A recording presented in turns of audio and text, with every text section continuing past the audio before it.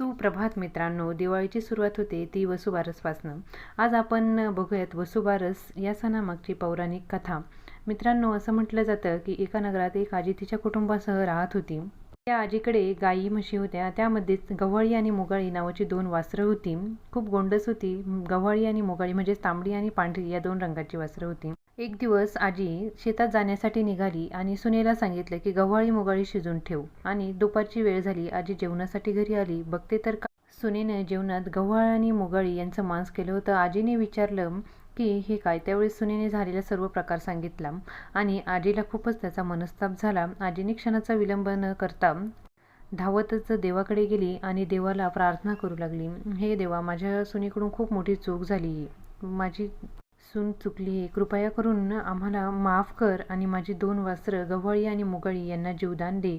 संध्याकाळच्या वेळी माझ्या गायी चरून येतील आणि त्या त्यांच्या वासरांसाठी खूप हंबरडा फोडतील आणि ते मला बघवणार नाही. असं जर घडलं तर मी माझे प्राणही त्यागील.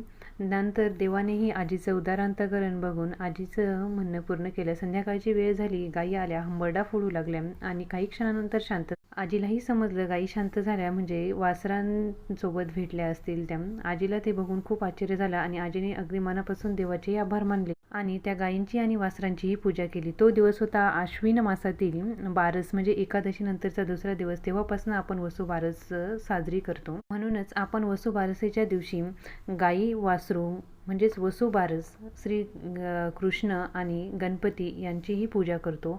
आणि या दिवशी नैवेद्यासाठी गवारीच्या शेंगा आणि बाजरीचा भाकरी यांना मान दिला जातो. त्याचप्रमाणे काही ठिकाणी डाळ आणि गूळ किंवा ज्यांच्या घरी गायी असतील, वासरू असतील त्यांच्या घरी पुरणपोळीचा नैवेद्यही गायींना दिला जातो. तुम्ही बघू शकता फोटोत दाखवल्याप्रमाणे वसुबारसेची पूजा मांडणी केली जाते. तुम्हालाही वसुबारसेच्या खूप खूप शुभेच्छा. ही दिवाळी तुमच्यासाठी आनंदी, सुखी, समाधानी आणि ऐश्वर्यदायी जावो हीच प्रार्थना.